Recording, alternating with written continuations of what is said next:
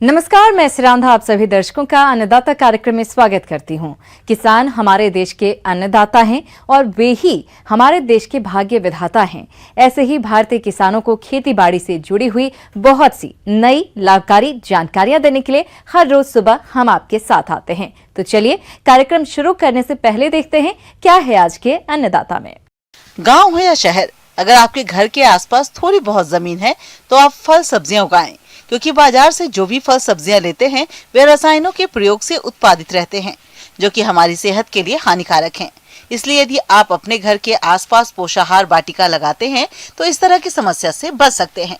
तो चलिए जानते हैं पोषाहार वाटिका के बारे में डॉक्टर रुपिंदर कौर से। देखिए, आज हम पोषण वाटिका के बारे में बातचीत करेंगे। पोषण वाटिका एक ऐसी वाटिका है जिसमें कि हम अपनी घर परिवार के लिए ताज़ी सब्जियां उगा सकते हैं। सीजनल जो भी सब्जियां आती हैं उनको हम पोषण वाटिका में लगाते हैं। पहला सुख निरोगी काया को ध्यान में रखते हुए हम अपने परिवार के लिए कम से कम जहर मुक्त सब्जियां उगा सकते हैं, जिसमें कि हम वर्मी कंपोस्ट या घर पे जो तैयार की हुई कंपोस्ट खाद इनका प्रयोग करके पोषण वाटिका में हम सीजनल सब्जियां लगाते हैं। जैसे एक सीजन में हम इस पोषण वाटिका के अंतर्गत 6-7 सब्जियां आराम से लगा सकते हैं। पोषाहार वाटिका या फिर गृह वाटिका उस वाटिका को कहा जाता है जो घर के अगल बगल में घर के आंगन में ऐसी खुली जगह पर होती है जहां पारिवारिक श्रम से परिवार के इस्तेमाल के लिए कई तरह की मौसमी फल और सब्जियां जैविक तरीके से उगाई जाती हैं। पोषाहार वाटिका उगाने के लिए स्थान का चयन, इसके लिए स्थान चुनने में ज्यादा दिक्कत नहीं होती, क्योंकि अधिकतर ये स्थान घर के पीछे या आसपास ही होते हैं। घर से मिले होने के कारण थोड़ा कम समय मिलने पर भी काम करने में सुविधा रहती है। पोषाहार वाटिका के लिए ऐसे स्थान का चुनाव करना चाहिए जहां पानी की पर्याप्त सुविधा हो, उस स्थान पर सूरज की भरपूर रोशनी आसानी से पहुंच सके और जानवरों से सुरक्षित हो, उस स्थान की मिट्टी उपजाऊ हो, ऐसा स्थान उपयुक्त होता है। अब किसान भाइयों के मन में ये प्रश्न उठ रहा होगा कि पोषाहार वाटिका का आकार कितना रखें? तो पोषाहार वाटिका के लिए जमीन की उपलब्धता परिवार के सदस्यों की संख्या और समय की उपलब्धता पर निर्भर करती है।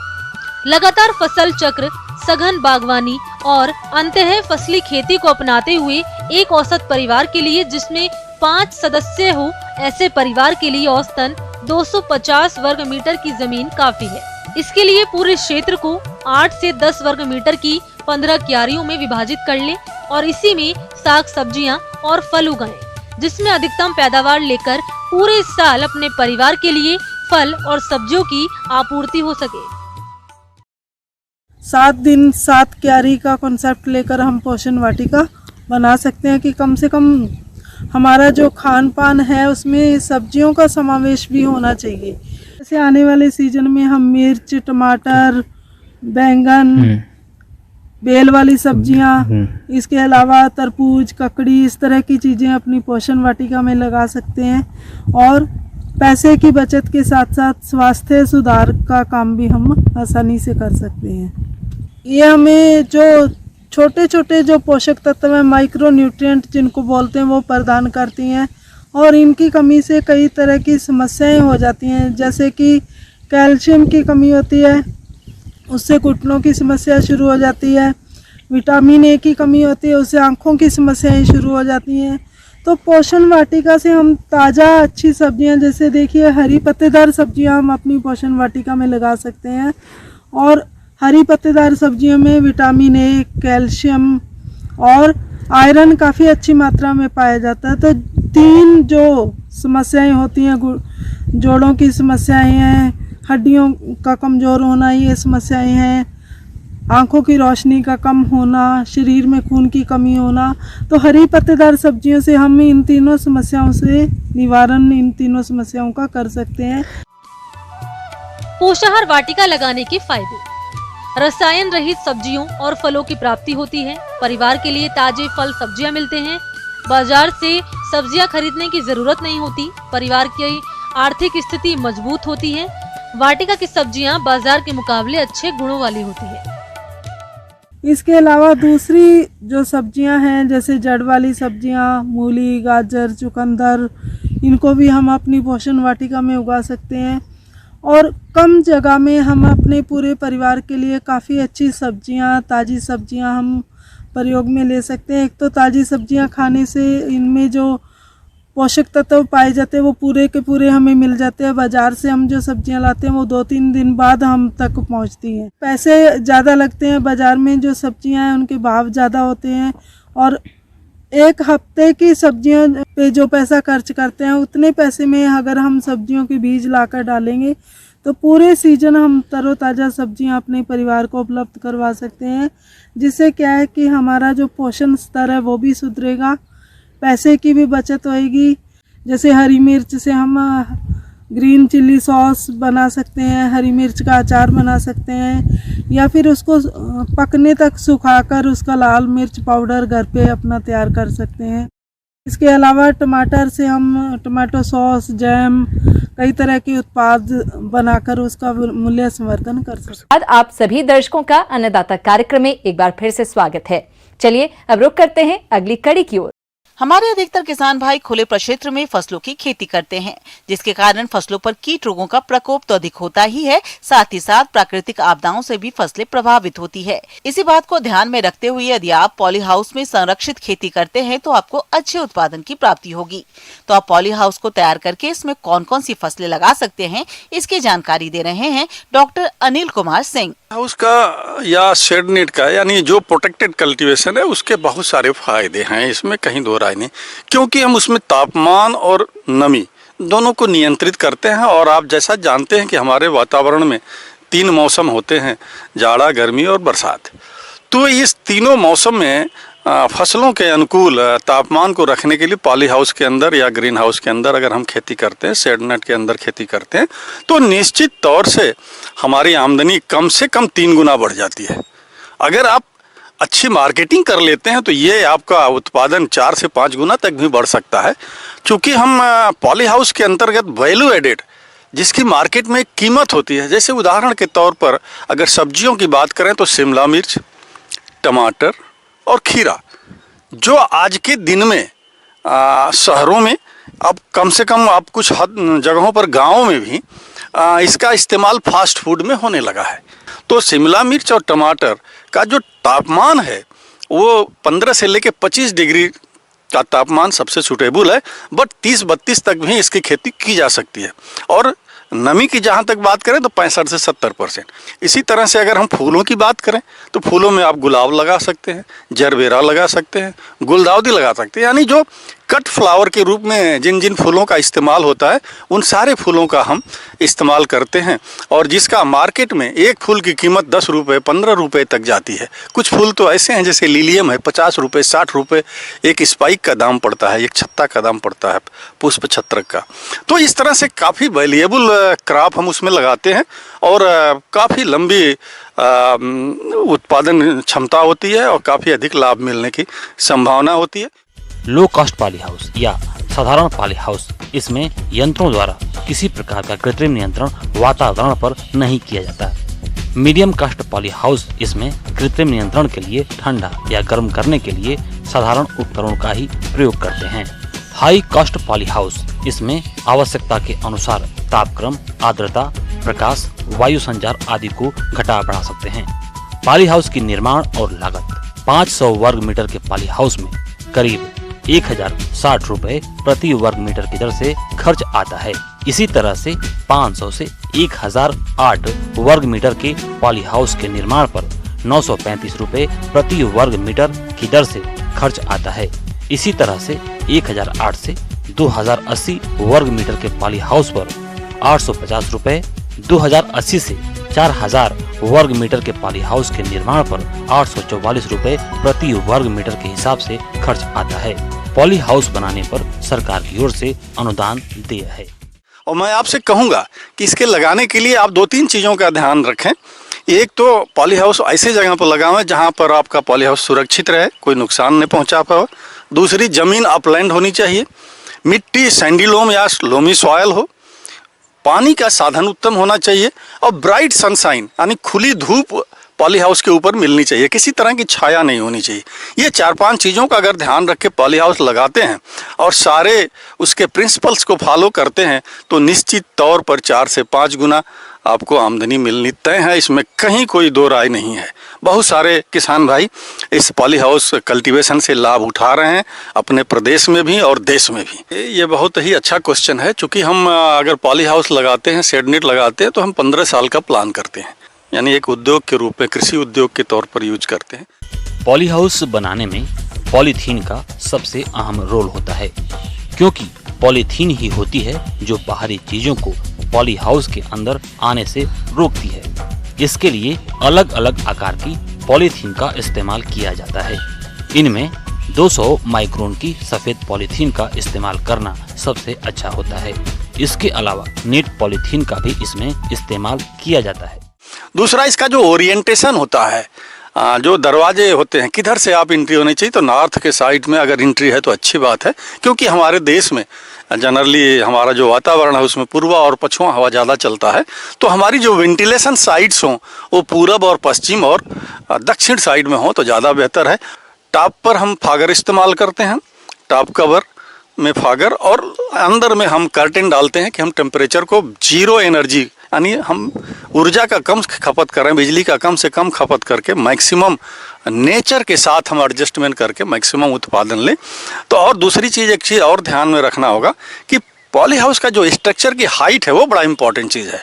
तो आपका हाइट कम से कम 16 फीट से लेकर 20 फीट के आसपास रखें, आपके स्थानीय स्तर को देखते हुए मिनिमम 16 फीट और मैक्सिमम 20 फीट।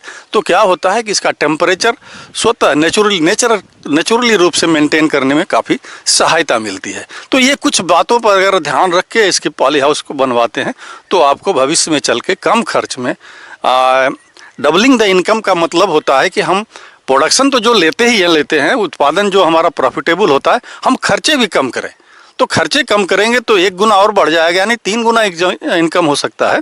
तो इस तरह से पॉली हाउस से आप 4 से 5 गुना इनकम बढ़ा सकते हैं। ब्रेक के बाद एक बार फिर से आप सभी दर्शकों का अन्नदाता कार्यक्रम में स्वागत है। बढ़ते हैं अगली प्रस्तुति की ओर। हमारे प्रदेश के कुछ किसान भाई औषधीय फसलों के अंतर्गत मेंथा की खेती करते हैं, लेकिन वह फसल में किए जाने वाले जरूरी कार्यों पर कोई विशेष ध्यान नहीं देते, जिसकी वजह से उत्पादन में कमी आ जाती है। तो आपके सामने इस तरह की समस्या ना आए, इसके लिए आप मेंथा की फसल में कौन कौन से कार्यों को किस तरह से करें, इसकी जानकारी दे रहे हैं। आज हम आपसे मिंट की सफल खेती के बारे में विस्तार पूर्वक चर्चा करेंगे। जैसा कि आप जानते हैं कि इस समय वानस्पतिक वृद्धि की अवस्था में पूरी फसल होगी आपकी। किसान भाइयों, मेंथा की फसल में खरपतवार उगने से फसल की बढ़वार और उत्पादन दोनों प्रभावित होते हैं। तो आप कैसे करें खरपतवार नियंत्रण, आइए जानते हैं। जो 2-3 चीज़ें इसमें करने लायक हैं वो ये हैं कि पहले तो ये इसकी फसल की निराई गुड़ाई कर दीजिए, बीड़ बिल्कुल नहीं होना चाहिए। तो जैसे आप सिंचाई करते हैं तुरंत तो खरपतवार आ जाता है, तो शुरू के करीब 20 से 25 दिन, 1 महीना आपको खेत को खरपतवारों से बीड़ फ्री रखना है। और इसके लिए आप निराई गुड़ाई करेंगे और हो चला सकते हैं। उसके बाद भी यदि कंप्लीट रूप से बीड़ नहीं जाता है तो आप इसमें हर्बिसाइड का भी स्प्रे कर सकते हैं। लेकिन कोशिश करना चाहिए कि यदि आप छोटे लेवल पे काम कर रहे हैं तो आप हो या मैनुअल बीडिंग से आप जो है खेत की निराई गुड़ाई कर लें। अधिक उत्पादन लेने के लिए मेंथा की फसल में सिंचाई और पोषक तत्वों का प्रबंधन आप किस तरह से करें, इसकी जानकारी के लिए आइए मिलते हैं। यहाँ एक चीज़ का जिक्र हम ये करना चाहेंगे कि ये जो मिंट है ये बहुत संवेदनशील फसल है। तो इसमें अगर पानी वाटर लॉगिंग हो गया तो भी फसल नष्ट हो जाती है, और पानी ना मिला तो भी दिक्कत है। तो आप इसमें पानी देते समय ये ध्यान रखें कि 3 से 4 दिन से ज़्यादा इंटरवल पानी का ना हो। और जो पानी की गुणवत्ता है, पानी देने की मात्रा, खेत में आपको ये अश्योर करना है कि हर पौधे को थोड़ा जो है अपना समुचित मात्रा में पानी मिल जाए और जल भराव की स्थिति ना होने पाए। इससे आपकी फसल सुरक्षित रहेगी और आपकी जो हर्बल यील्ड है उसमें काफ़ी इजाफा होगा। सिंचाई करने के साथ साथ जैसे थोड़ी सी नमी बनी रहे उसमें आप 19-19-19 चूँकि ये सॉल्युबल फर्टिलाइज़र है तो आप घोल बना के पत्तियों पे छिड़काव भी कर सकते हैं। अदरवाइज आप फास्फोरस और नाइट्रोजन की मात्रा आप जो है खेत में डाल सकते हैं।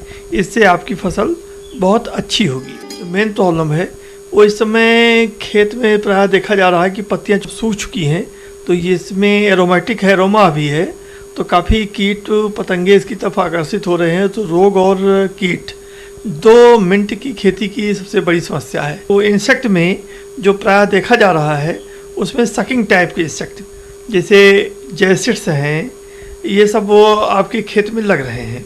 फ्लाई भी इसमें देखी गई है जो कि डैमेज कर रही है, व्हाइट फ्लाई जो कि डैमेज कर रही है। इसके लिए सुझाव ये है कि कोई सुटेबल इंसेक्टिसाइड जैसे इमिडाक्लोरोपिड है, कोई नाल्फास है, फास्फेमिडान है, ये सब 0.03% के दर से इनका आप फसल पर छिड़काव कर दीजिए। तो इस प्रकार से आपकी जो फसल है कीटों एवं बीमारियों से सुरक्षित रहेगी। जहाँ तक रोग की बात है, रोग में एक अभी शुरुआती अवस्था में इस समय ब्लाइट इसको अर्ली ब्लाइट आप कह सकते हैं, अर्ली ब्लाइट की भी समस्या कहीं कहीं देखी जा रही है। इसमें आप जो है डाइथेनियम 45.3% का छिड़काव करके फसल को इससे सुरक्षित कर सकते हैं। जहाँ तक बात उत्पादन की है, आपका ये जो हर्बल यील्ड है ये इम्पोर्टेंट इकोनॉमिकल पार्ट है, इसको आप बेच करके अच्छा पैसा कमा सकते हैं। तो ध्यान देने वाली बात ये है कि चूँकि आपका ये सीधे मार्केट में जा रहा है तो क्वालिटी इसकी आपको अश्योर करना है कि जो हमारी हार्वेस्ट यील्ड है इसकी क्वालिटी बनी रहे। तो आशा है कि अगर इन सब बातों को आप ध्यान में रखेंगे तो अच्छी क्वालिटी के मिंट के प्रोडक्शन के साथ साथ अच्छी आप आमदनी भी कमाएंगे।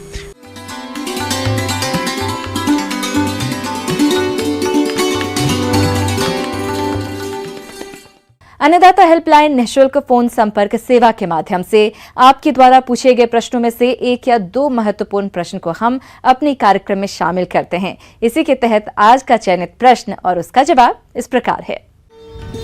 आज के अन्नदाता हेल्पलाइन में जिस प्रश्न को कार्यक्रम में शामिल किया गया है उससे पूछा है, गांव जसोरा जिला भरतपुर के किसान रामनाथ ने, आप सूरजमुखी की फसल में किए जाने वाले जरूरी कार्यों पर जानकारी चाहते हैं।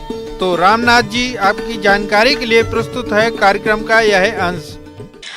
किसान भाई, ये हमारा ग्रीष्मकालीन समय है और किसान भाइयों के खेत में सूर्यमुखी की खेती भी हो रही है और 20 से 25 दिन पर और 35 से 40 दिन पर हम लोगों को खेत में मतलब वीडिंग कर लेना चाहिए, निकौनी कर लेना चाहिए, क्योंकि सूर्यमुखी का खेती में अगर हम 60 दिन तक अगर खरपतवार रहित रखते हैं तो उसका ग्रोथ काफ़ी अच्छा होता है और उसका उपज भी हमको अच्छा मिलता है।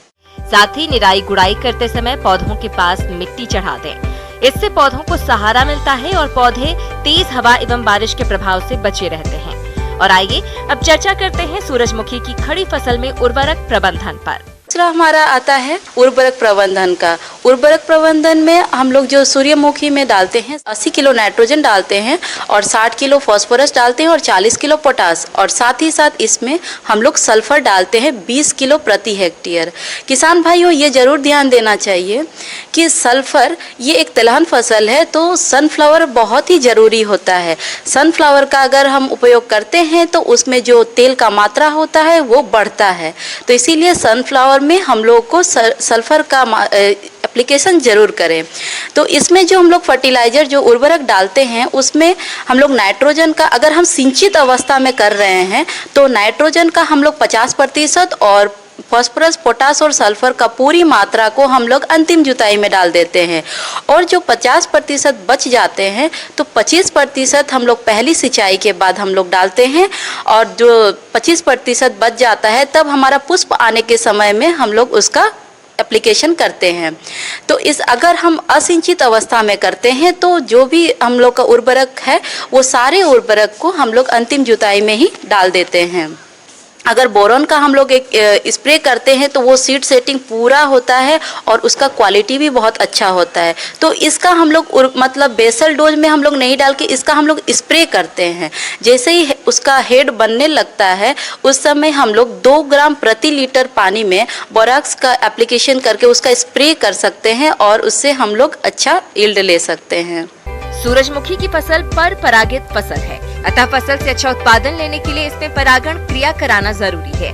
फसल में परागण कराने के लिए हाथों में कपड़ा बांधकर एक फूल से दूसरे फूल पर हल्के हाथ से फेरना चाहिए। इससे परागण क्रिया जल्दी हो जाती है। इसमें एक और ऑपरेशन किया जाता है निपिंग। निपिंग इसमें क्या होता है कि किसान भाई जल्दी वो करते नहीं है, लेकिन वो करने से क्या होता है कि जो हमारा ग्रोथ पॉइंट है पौधा का, वो उस ग्रोथ पॉइंट को टिप में उसको हम लोग को तोड़ देना चाहिए। उससे क्या होता है कि उसमें ब्रांचिंग बहुत ज़्यादा होता है। ब्रांचिंग जितना ज़्यादा होगा उतना ही हमको वो हेड मिलेगा, जिससे उसमें बीज का प्रोडक्शन होता है। दूसरा इसमें हमारा बर्ड का बहुत, चिड़िया का बहुत समस्या आता है। जब वो हमारा हेड तैयार होने लगता है, जब उसमें बीज मतलब आना चालू होता है, उस समय चिड़िया बहुत परेशान करती है, वो चुग जाती है उस जगह। तो उसके लिए हम लोग अपने किसान भाइयों के लिए जो इजीली उपलब्ध जो है, वो हम लोग उसमें जो चमकीला रील, कैसेट का रील होता है, चाहे कोई चमकीला चीज़ कागज़ का हो, तो वो आप पूरे खेत के चारों तरफ उसको लगाएं। जिससे क्या होता है कि चिड़िया को वो आँख में रिफ्लेक्ट करता है और उस खेत को हम लोग उस जगह से बचा सकते हैं। फसल में इस समय कुछ हानिकारक कीटों जैसे रस चूसक कीटों में माहू, जैसिड आदि का प्रकोप होता है, जो कि पौधों के कोमल भागों का रस चूसकर हानि पहुंचाते हैं। तो किसान भाई इन कीटों का नियंत्रण किस प्रकार से करें, आइए जानते हैं। जी किसान भाइयों, अब आता है हमारा उसमें कीट की समस्या।